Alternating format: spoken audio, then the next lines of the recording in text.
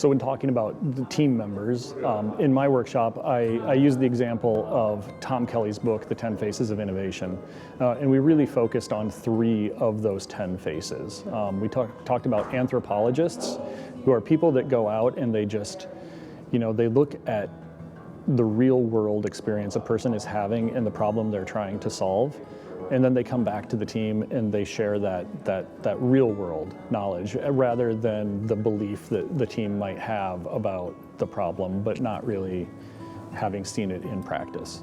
The other is the collaborator. And so the collaborator is someone who just works cross-discipline naturally.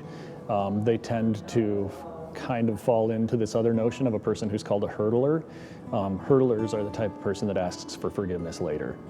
So they get outside of the silos and outside of the corporate structure, and they really just collaborate with teammates naturally. And all you need is just 1 or 2 of those people in order to really change that dynamic within the team. And then finally, we talked about the experimenter, and that's a person who's just sort of constantly testing, always sketching, always really just trying out ideas and seeing what works and tossing what doesn't, and just moving quickly. There definitely are hybrids. It's interesting, right, that in Tom Kelly's book, he's basically saying, there's these 10 types of people inside of creative organizations. And it's not a notion that they're perfectly distinct, that people might, 1 minute you're an experimenter and the next minute you're an anthropologist. It just depends on kind of where you are in the world.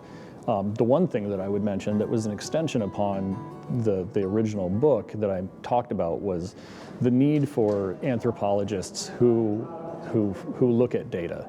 And so it's, in my mind, more of a digital anthropologist. So someone who can investigate the data that's been collected about usage patterns and discover how people are solving problems.